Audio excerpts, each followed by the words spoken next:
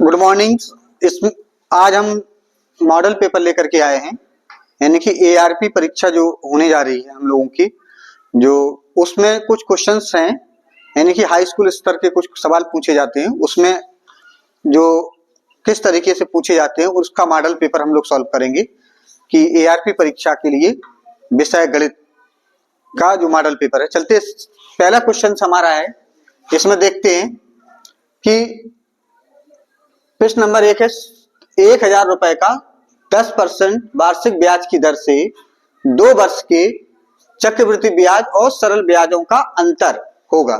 तो पहला ऑप्शन दिया है का में रुपया 10.00, खा में 11.00, गा में 1110.00, घा में 100.00, यानी कि 4 ऑप्शन में इनमें से एक सही होगा।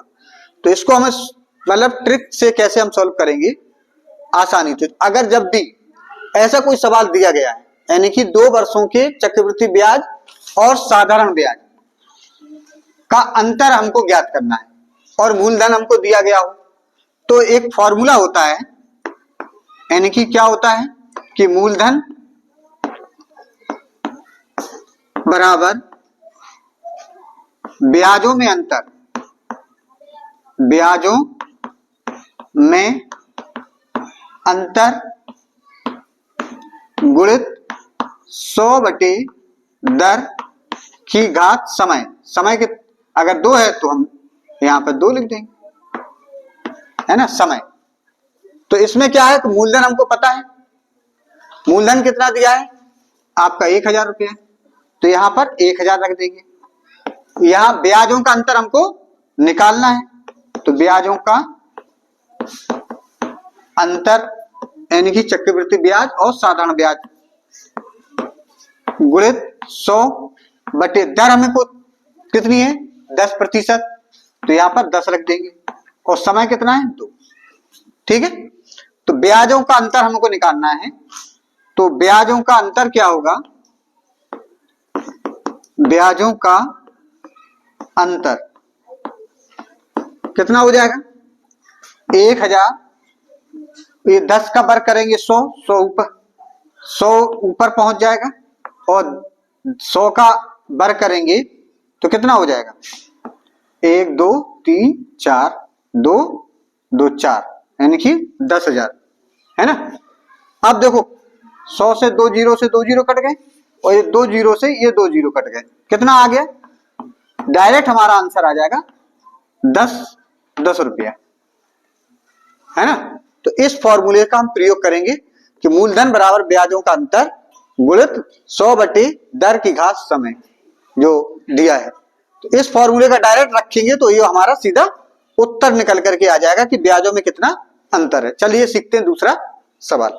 क्वेश्चन नंबर दूसरा है कि 23, 20, 22, 19, 17, 22, 14, 16, 15 आंकड़ों की हमें माध्यिका होगी, यानी कि का में 10, खा में 19, गा में 20 और घा में 30। ऑप्शन हमको 4 ऑप्शन में से एक सही होगा। तो इसमें ये हमारे सांख्यिकी चैप्टर से लिया गया है। तो इस प्रकार का जो क्वेश्चन कभी भी आ जाए, जब भी माध्यिका पूछी जाए, है ना, तो माध्यिका क्या होगी कि तो जो भी आंकड़े आपको दिए गए हैं उनको क्या करेंगे, सबसे पहले हम आरोही या अवरोही क्रम में व्यवस्थित कर लेते हैं।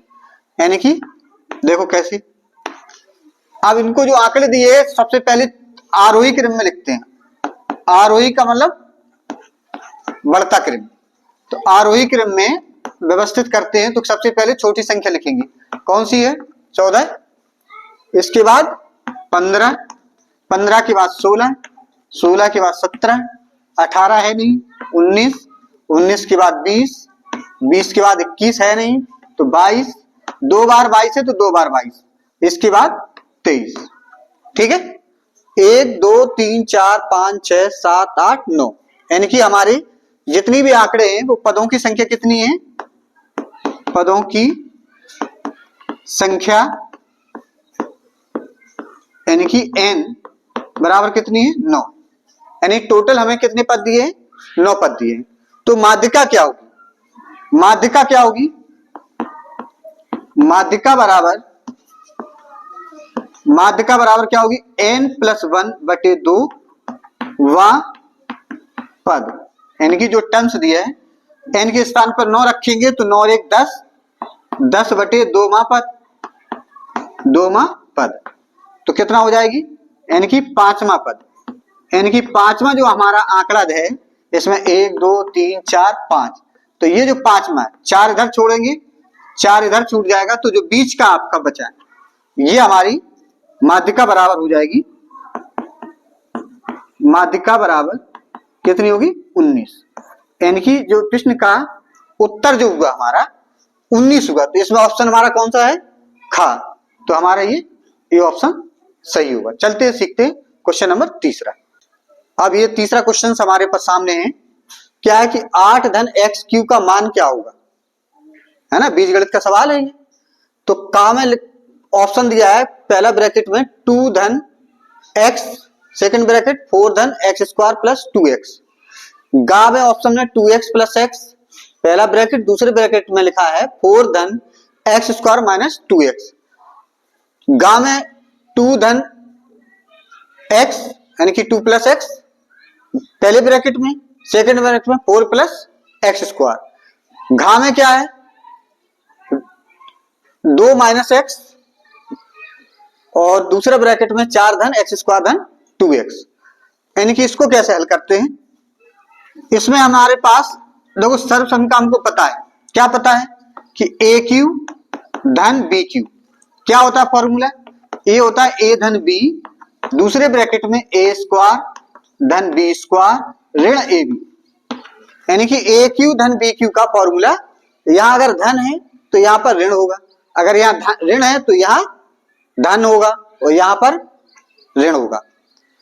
अब इसमें देखो ए क्यू 8 धन एक्स क्यू लिखा है, इसको हम लिख सकते हैं 2 का क्यू धन एक्स का क्यू।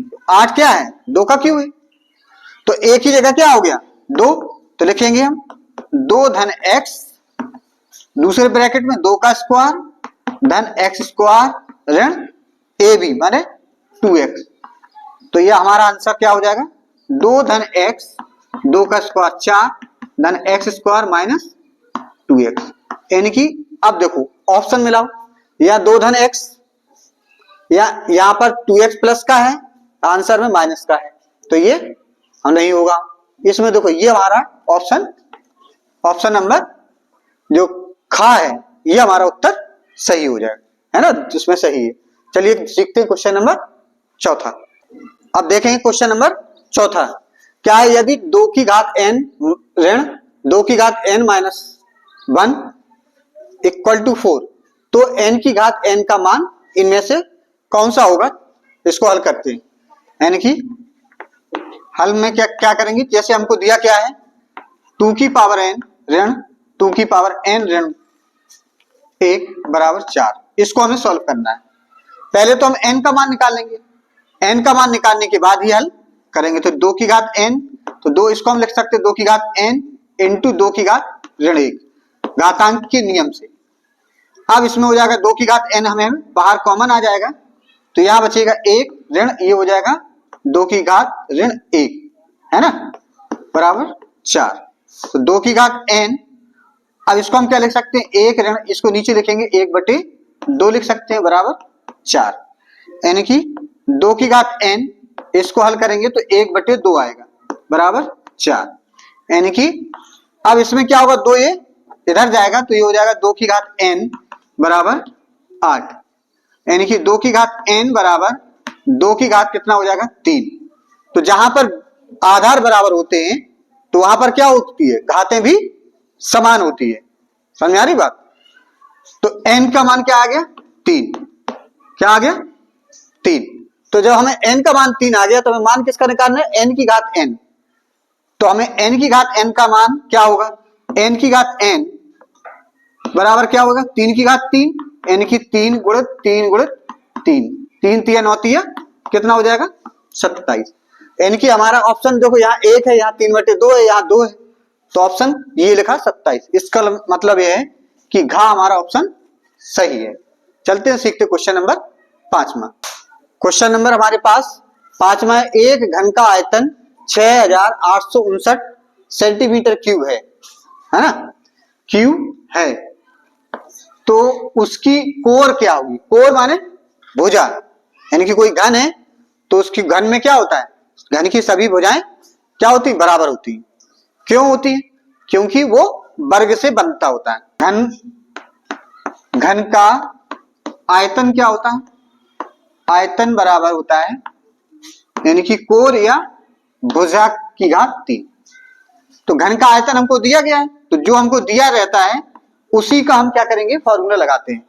तो भुजा की घात 3, तो भुजा हमको निकालना है, भुजा क्या होगी, तो इसमें हम 3 की करनी लगा करके इसका घनमूल ले लेंगे।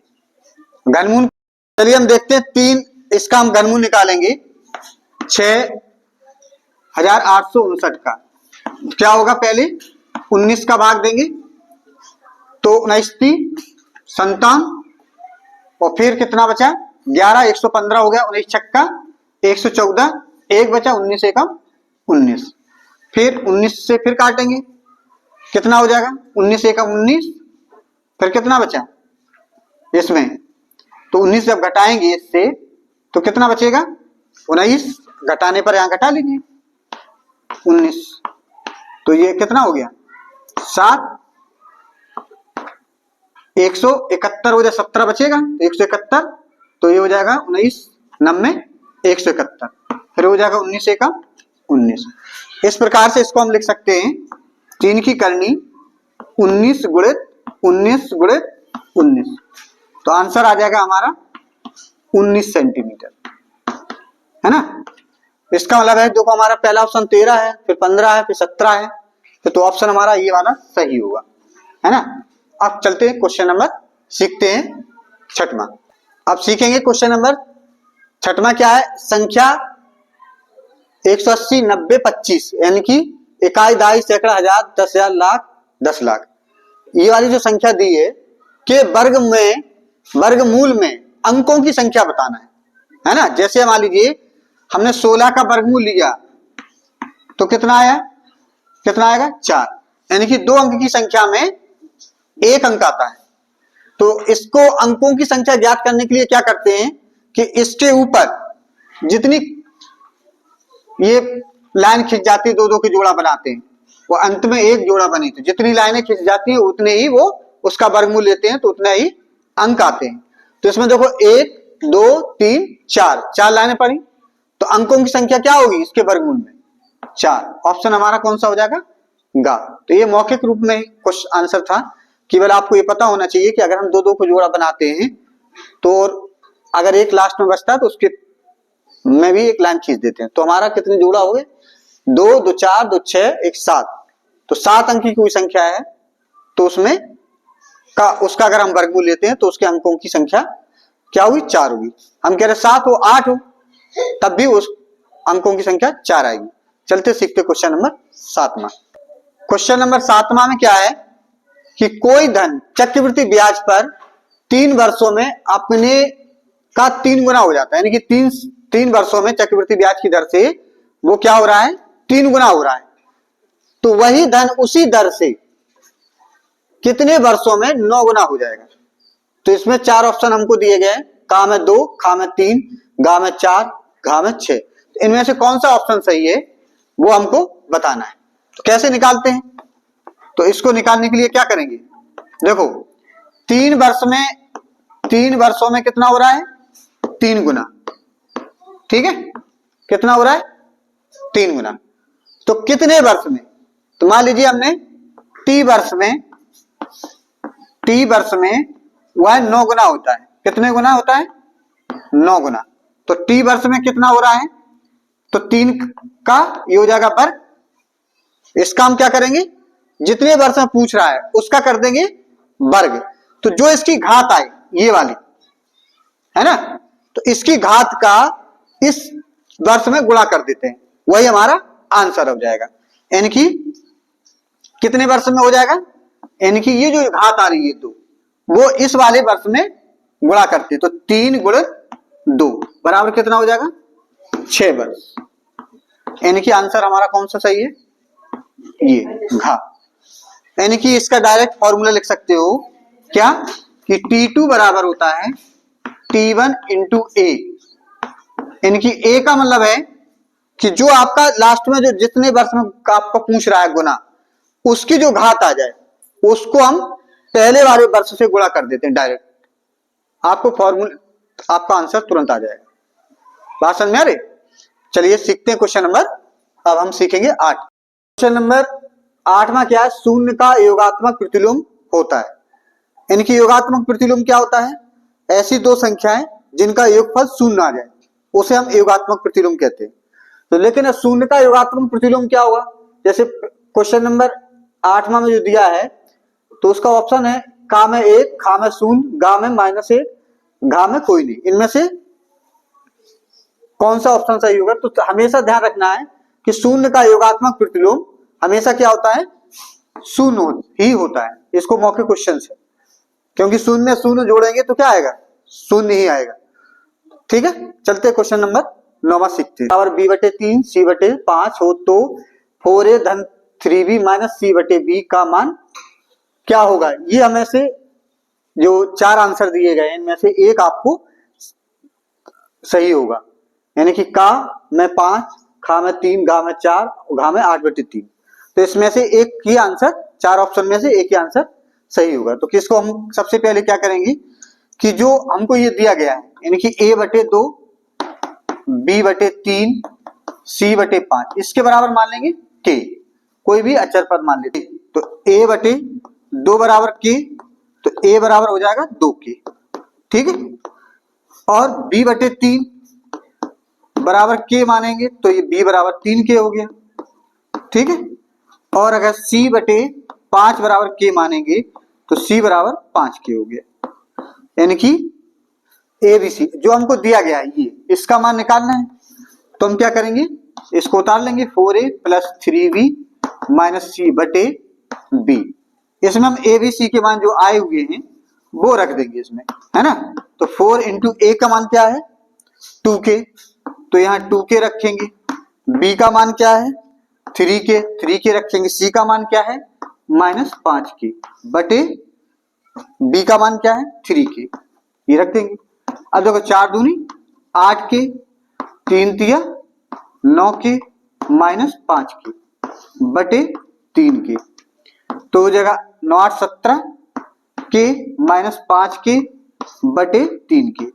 17k में से 5k जाएंगे तो कितना बचेंगे, 17 में से 5 का कितना बचे 12k बटे 3k। तो k से k कट गया और 3 से ये कट जाएगा कितनी 4, है ना। तो देखो इसमें ऑप्शन में क्या है, ऑप्शन नंबर ग हमारा ये ऑप्शन सही होगा, है ना। तो आप सीखते हैं क्वेश्चन नंबर 10वां। क्वेश्चन नंबर 10वां में यदि a अनुपात b बराबर 4:9 और a अनुपात c बराबर 2:3 है तो a + b अनुपात a + c होगा। यानी कि a + b और का अनुपात a + c के साथ हमें देखना है कितना होगा।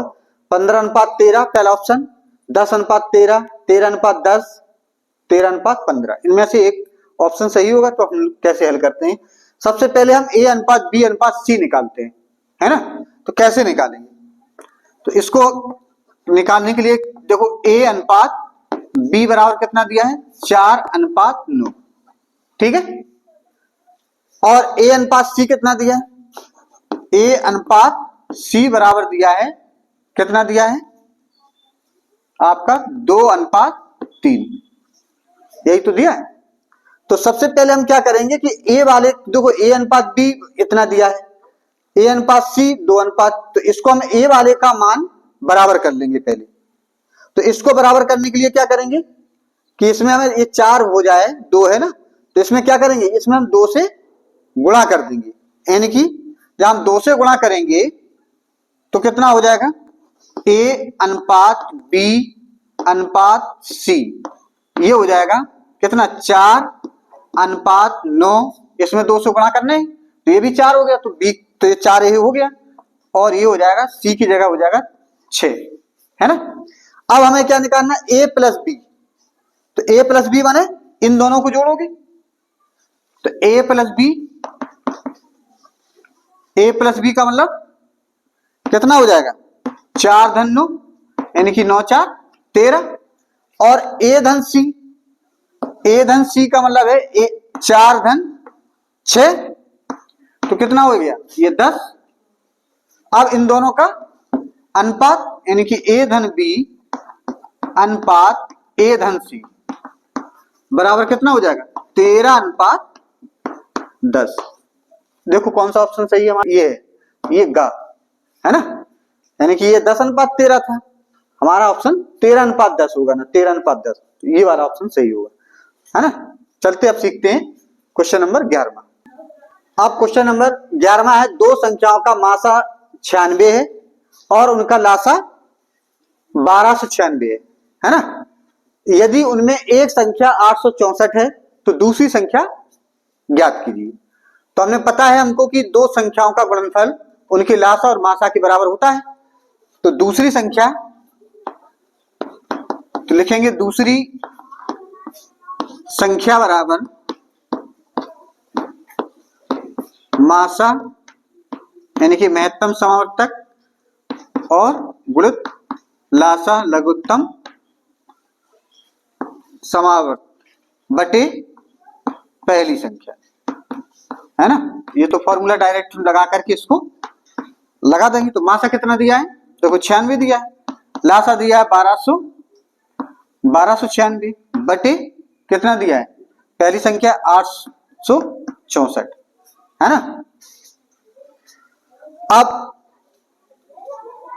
काट दो उन्हें जिससे कटे, किससे काटे, पहले से 2 से काट दो, 2 चौको 8, दुर्गट 16, फिर 2 चौको 8, 2 3 6, 2 दूनी 4, फिर 2 से काटो, 2 दूनी 4, 2 चौको 8, फिर 2 दूनी 4, 2 एकम 2, 2 छक 12, है ना।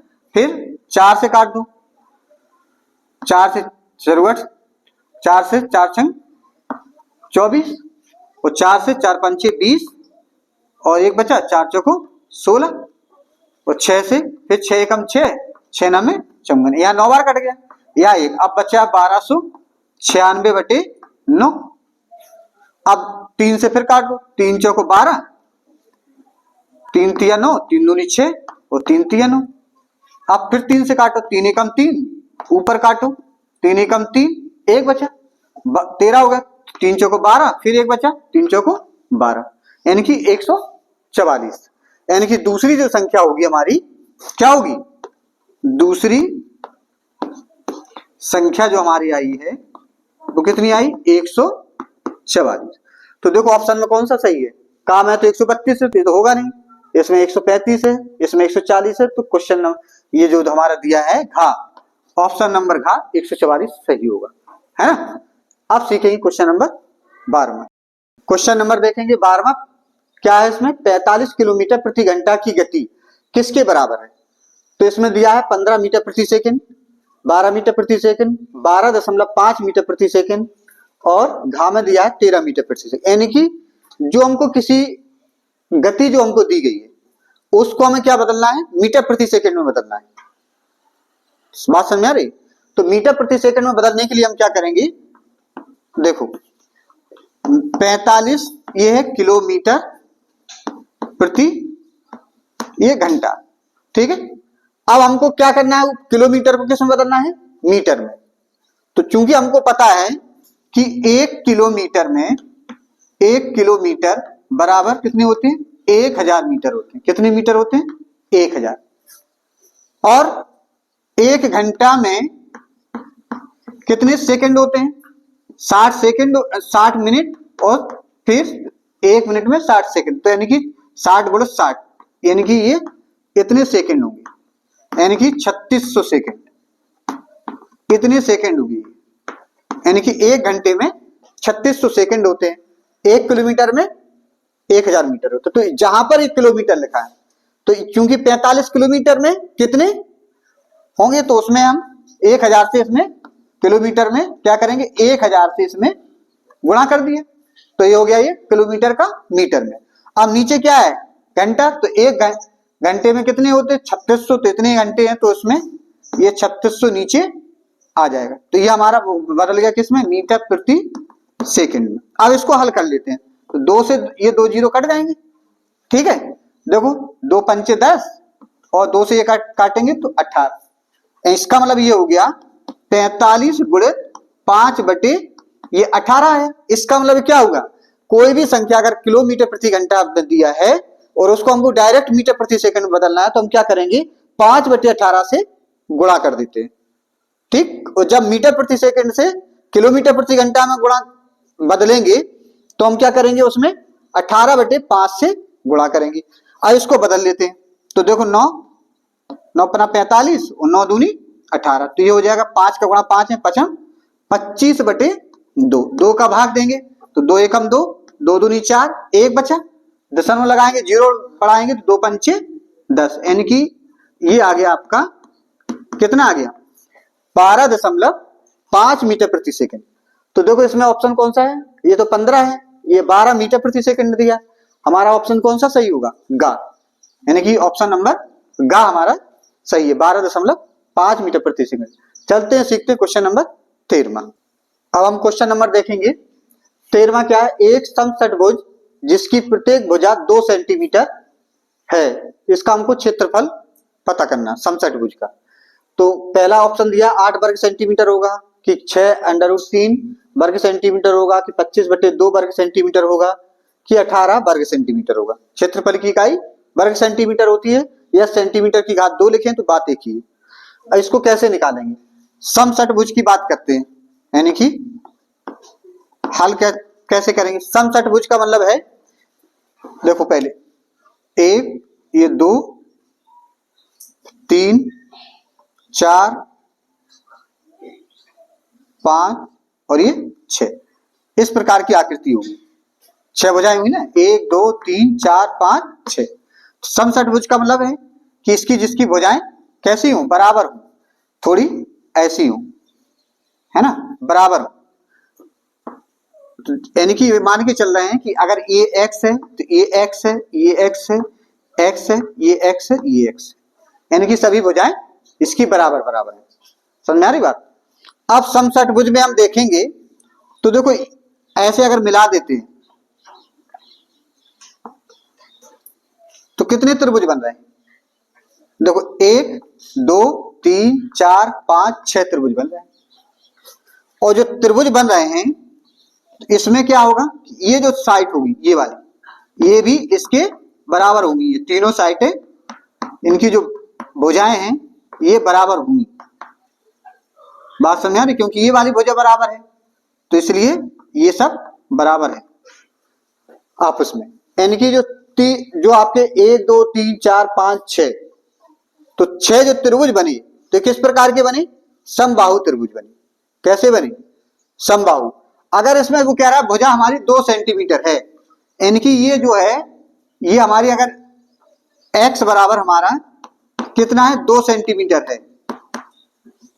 तो 2 2 सेंटीमीटर के ये 2 होगी, ये भी 2 होगी, ये भी 2 होगी, क्योंकि ये समबाहु त्रिभुज है तो ये सब 2 2 है।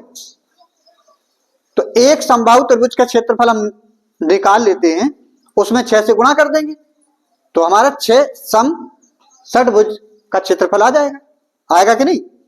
तो एक समबाहु त्रिभुज का क्षेत्रफल क्या होता है, तो देखो समबाहु त्रिभुज का क्षेत्रफल क्या होता है,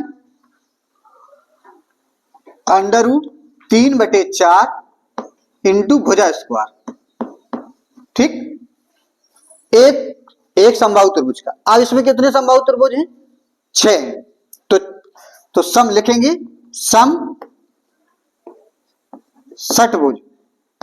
समषटभुज का क्षेत्रफल तो इसी से फॉर्मूला बन जाएगा 6√3/4 गुणित भुजा स्क्वायर, ठीक है। ये समषटभुज का क्षेत्रफल का फॉर्मूला। अब भुजा स्क्वायर का मतलब जो हमको भुजा दी गई है, कितनी दी गई है 2 सेंटीमीटर, इसमें 2 सेंटीमीटर रख देते हैं तो कितना आ जाएगा 6/4 √3 इंटू 2 का स्क्वायर, 2 का स्क्वायर करेंगे तो कितना हो जाएगा 4, तो ये 4 से ये 4 कट गया, कितना बचा 6√3। आंसर आ जाएगा कितना 6√3, यानी कि 6√3 वर्ग सेंटीमीटर। क्या आएगा 6√3 वर्ग सेंटीमीटर हमारा उत्तर हो जाएगा। देखो इसमें कौन सा है, 8 वर्ग सेंटीमीटर तो है नहीं, ये है ना, तो उत्तर हमारा कौन सा सही होगा, ऑप्शन ख सही हो जाएगा। इंपॉर्टेंट सवाल है। तो हमने एक समबाहु त्रिभुज से हमने समषटभुज का निकाल सकते हो, है ना। अगर अष्टभुज है तो इसमें 6 की जगह 8 का गुणा कर देंगे, उसमें देखेंगे कितने उसमें बन रहे हैं त्रिभुज, उसी हिसाब से हम उसमें कर ले। चलते सीखते क्वेश्चन नंबर 14। हम सीखेंगे क्वेश्चन नंबर 14। एक समबाहुभुज का प्रत्येक कोण, एक कोई समबाहुभुज है जिसमें का जो प्रत्येक कोण है 3π/5 रेडियन है। बहुभुज में भुजाएं बताना है, यानी कि उसके अंतःकोणों का जो अंतःकोण है वो प्रत्येक अंतःकोण कोई बहुभुज होगा, है ना। बहुभुज माने कैसा बहुभुज है, सम है, यानी कि प्रत्येक उसकी भुजाएं समान है। तो उसमें प्रत्येक हमको कोण दिया है उसका, तो बहुभुज में भुजाएं हमको पता करना है कि भुजाएं कितनी होंगी। तो भुजाएं ज्ञात करने के लिए देखो फॉर्मूला क्या होता है, कैसे हम ज्ञात करते हैं। जैसे यदि n भुजाओं वाला समबाहुभुज है, समबाहुभुज के अंतःकोणों का योग, अंतःकोणों का योग कितना होता है 2n-4 इंटू 90 डिग्री, ठीक है, इतना होता है। अगर n भुजाएं तो उसके अंतःकोणों का योग इतना है, ठीक। तो अब इसमें हमें क्या दिया, एक कोण दिया है, यानी कि प्रत्येक कोण दिया है। तो प्रत्येक कोण माने n, अगर इस पूरे अंतःकोणों का योग तो इतना है, अगर इसमें n से डिवाइड कर देंगे तो प्रत्येक कोण का मान आ जाएगा, यानी कि इसमें हम लिख सकते हैं n भुजाओं वाले बहुभुज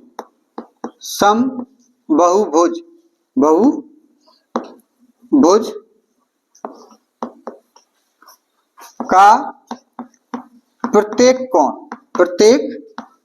कोण बराबर हो जाएगा 2n-4 इंटू 90 अंश बटे n से डिवाइड कर देंगे तो ये किसके बराबर आ जाएगा, हमारा इतने के बराबर, यानी कि इसको हम हल करेंगे तो ये हमारे पास दिया है 3π/5 रेडियन दिया है। लेकिन अब यहां पर देखो कितना दिया 2n-4 बटे n इंटू ये 90 डिग्री, क्योंकि ये 90 डिग्री में इसको भी हम डिग्री में बदलेंगे तो ये पाई का मान है ना। तो जब हम कोण में बदलते हैं तो 180 अंश लिखते हैं, जबकि क्षेत्रमिति में पाई का मान 22/7 लिखते हैं। तो यहां पर हम क्या लिखेंगे 180 अंश, तो यहां पर लिखेंगे क्या लिखेंगे 3 इंटू 180/5 बराबर n से डिवाइड कर देंगे तो ये हो जाएगा 2-4n इंटू 90 डिग्री, है ना। चलते हैं थोड़ा इधर इसको मिटार करके आगे सीखते हैं। हम इसको यहां लिख करके देखते हैं तो ये 3 इंटू 180/5 बराबर कितना हो जाएगा, ये यहां पर देखो 180 जो है यहां पर हो जाएगा 2-4/n, ये 90 जो थे यहां पर लिख देंगे ये 90 अंश। अब देखो यहां ये 90 से ये क्या बार कट जाएगा, 90 को अगर हम यहां ले आएंगे इधर तो कितना हो जाएगा, ये यहां ले आए तो ये हो जाएगा 3 इंटू 180/5 इंटू 90 डिवाइड बाय यहां पर नीचे बराबर 2 और कॉमन ले लो तो 1 ऋण ये 2/n हो जाएगा। तो ये 9 से कट जाएगा, 0 से 0, 9 दूनी 18, तो ये हो जाएगा 3 × 2/5, और ये दो जो है ये वाले ये भी नीचे कर दीजिए, तो ये भी दो इधर आ गए, तो हो जाएगा 1 - 2/n, 2 से ये 2 कट गया। अब ये 2/n इधर लाइए और 3/5 को उधर ले जाइए, तो ये हो जाएगा 2/n बराबर 1 ऋण 3/5, तो 5 एकम 5 में से 3 घटेगा तो हो जाएगा 2/5, ठीक। तो 2 से ये 2 कट जाएगा, तो n की जगह कितना आ जाएगा 5। n की जो n भुजाओं वाला जो समबहुभुज था उसमें भुजाओं की संख्या कितनी हो जाएगी, 4 हो गई, ये वाली 5 है ना, तो हमारा आंसर हो गया 5। चलिए आगे क्वेश्चन नंबर सीखते हैं 16। अब हम सीखेंगे कि क्वेश्चन नंबर 16 क्या है। चित्र में ये चित्र हमको दिया गया है, क्या है, ABCD एक चक्रीय चतुर्भुज है ना, क्या है, चक्रीय चतुर्भुज है। चक्रीय चतुर्भुज माने ऐसा चतुर्भुज जिसके शीर्ष वृत्त की परिधि पर हो और वो चतुर्भुज वृत्त के अंदर बनेगा, है ना, यहाँ बनेगा शीर्ष लेकिन उसके परिधि पर, वो चक्रीय चतुर्भुज कहलाता है। तो जिसमें कोण A बराबर 65 अंश और कोण B बराबर 70 अंश दिया है, तो कोण C का मान इनमें से कौन सा होगा, 115 अंश होगा कि 110 अंश होगा कि 90 अंश होगा कि 65 अंश होगा, है ना। तो हमको ये पता है, हमने बताया था कि चक्रीय चतुर्भुज के सम्मुख कोण, यानी सम्मुख माने जिसके मुख आमने सामने हो, वो कैसे होते हैं, संपूरक होते हैं। संपूरक का मतलब ऐसे दो कोण जिनके योगफल 180 अंश होता है, वो संपूरक कोण कहलाते हैं। तो इसका मतलब है कि कोण B और कोण D का योग 180 अंश होगा और कोण A और कोण C का योग 180 अंश होगा, है ना। चक्रीय चतुर्भुज की ये कंडीशन होती है। तो ये आप डायरेक्ट लिख सकते हो कि क्या, कोण C धन कोण A बराबर 180 अंश, ठीक है। अब कोण A का मान हमको दिया गया है ये, है ना, तो यहां पर कोण A का मान रख देंगे, कोण A का मान है 65 अंश, रख देंगे 180, बस एक लाइन का सवाल। कोण C बराबर हो जाएगा 180 माइनस 65 अंश, कितना हो गया, 0 में 10 में से 5 5, यानी कि 115 अंश। तो कोण C का मान कितना आ जाएगा, 115 अंश। तो इसका मतलब क्या है, देखो पहला ऑप्शन ही सही है ना, यानी कि का ऑप्शन हमारा सही हो गया। चलते क्वेश्चन नंबर सीखते हैं 16। हम क्वेश्चन नंबर 17 क्या है, 5, 7, 9, 8, 7, 9 फिर 7, 7 फिर 3, 5, 2 आंकड़ों का बहुलक होगा। ये स्टैटिक्स का सवाल है, इनकी सांख्यिकी का जो चैप्टर है उसमें से लिया गया है। इसमें क्या है कि आपको बहुलक ज्ञात करना है कि इसमें से बहुलक क्या है। तो बहुलक का अर्थ ये नहीं कि जो आपको बड़ी संख्या दिख रही है इसमें वही बहुलक होगी। बहुलक का तात्पर्य ये होता है कि जो हमारा आंकड़े दिए उसमें जिस संख्या की बारंबारता सबसे अधिक हो। बारंबारता क्या होती है, बारंबारता का मतलब होता है कि कोई भी आंकड़ा अपने समय में कितनी बार आया है ना, जितनी बार आता है वह उसकी बारंबारता कहलाती है। यानी कि हमारे पास क्या दिया गया, देखो सबसे छोट 2, ये हमारा एक अंक है, इसकी जो बारंबारता होगी क्या होगी, बारंबारता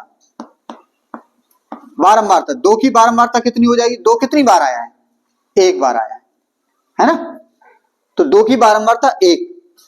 इसके बाद 2 के बाद 3 की बताओ कितनी बार आया है, 1।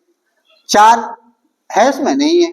5 की बारंबारता कितनी होगी, 5 कितनी बार आया, 1 और 2 बार 5 आया है, और 6 है नहीं। 7 की बारंबारता बताओ कितनी है, 1, 7 ये आया है, 1 2 3 4 बार आया, ठीक, 4 बार हो गया। इसके बाद 8 की बारंबारता बताओ कितनी है, 8 कितनी बार आया है, 1 बार आया। और 9 कितनी बार आया है, 1 2 बार आया है ना। तो सारे पदों की बारंबारता हमने जितने भी हमारे आंकड़े थे उनकी बारंबारता लिख ली है। अब हमें क्या निकालना, बहुलक, क्या निकालना है, बहुलक। तो बहुलक क्या होगा, जिस आंकड़े की बारंबारता सबसे अधिक होती है, तो सबसे अधिक किसकी बारंबारता है? 7 वाले की, है ना। तो ये हमारा जो बहुलक क्या होगा? 7 हो जाएगा। क्या हो जाएगा? 7। तो ऑप्शन कौन सा होगा? का में 9 है, ये खा में, तो हमारा ऑप्शन 7, ये खा सही हो जाएगा, है ना। चलते सीखते क्वेश्चन नंबर 18वां। हमारे पास क्वेश्चन है 18वां। एक शंकु के आधार की त्रिज्या 3.5 सेंटीमीटर तथा ऊंचाई 12 सेंटीमीटर है, तो शंकु का वक्र पृष्ठ ज्ञात करें। वक्र पृष्ठ क्या होता है ना। वक्र पृष्ठ का मतलब होता है, जैसे अगर हम कहा जाए तो इसके ऐसे, ये वक्र पृष्ठ होता है किसी चीज के चारों तरफ, ऊपर नीचे नहीं, ऊपर नीचे करेंगे तो पूरा आएगा संपूर्ण पृष्ठ। यानी कि शंकु का आकार, कोई भी आकृति शंकु के आकार के माने आपने देखी होगी, जैसे मदारी की टोपी, आइसक्रीम, है ना, ऐसी बर्थडे कैप, ऐसा होता है। तो इसकी जो ऊंचाई है, यानी कि ये वाली, ये आपकी कितनी दी है? ये 12 सेंटीमीटर है। कितने सेंटीमीटर है? 12।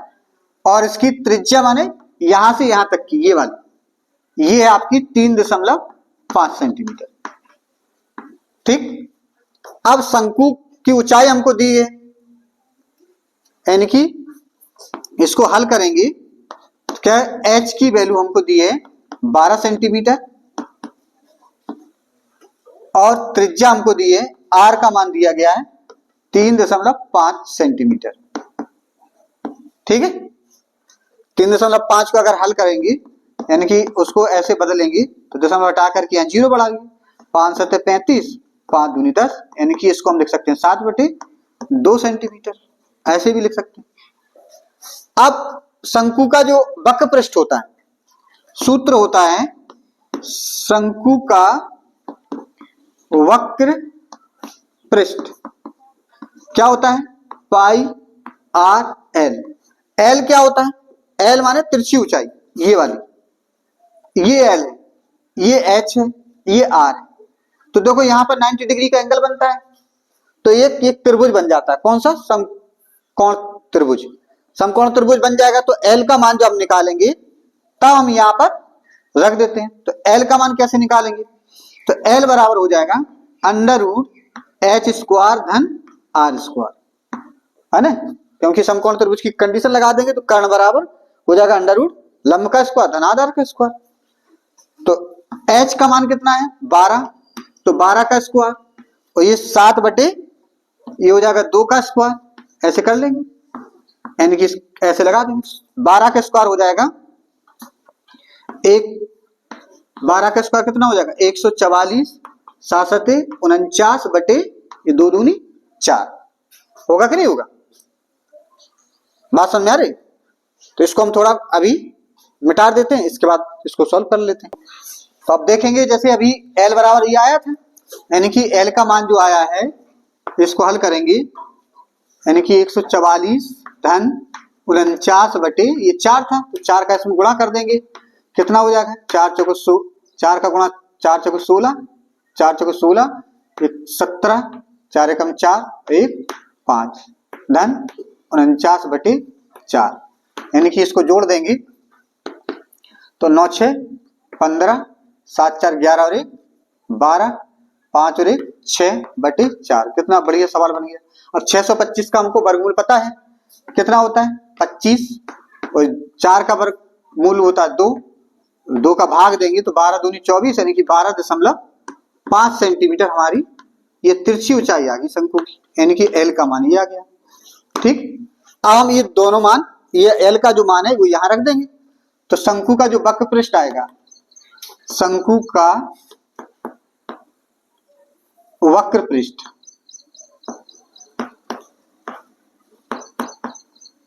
वक्र पृष्ठ सरफेस एरिया, तो कितना हो जाएगा? पाई ये दिया है, आर का मान कितना दिया है? 3.5, 3.5 रख दीजिए, गुणित एल का मान कितना हो गया? ये 12.5। ठीक है। अब इस पाई का मान क्या है? 22/7 रख देते, 3.5 गुणित 12.5। अब 7 5 35.5 बार कट जाएगा, तो 5 का इसमें गुणा कर दो, 5 दूनी 10, 5 दूनी 10 और 1 11, ये हो गया गुणित 12.5, यानी कि एक अंक के बाद दशमलव लगा दिया तो दशमलव 11 बचा। अब 11 गुणा कर दो, 11 पची 55, 5 11 दूनी 22, 5 27, 11 एकम 11 और 2 13, एक अंक के बाद दशमलव, यानी कि 137 दशमलव इतने वर्ग सेंटीमीटर हमारा इसका क्षेत्रफल आ जाएगा, है ना। तो जो हमारा ऑप्शन था पहला वो हमारा यानी कि का ऑप्शन सही था। चलिए सीखते क्वेश्चन नंबर कौन सा, अब देखेंगे क्वेश्चन नंबर हमारा 19।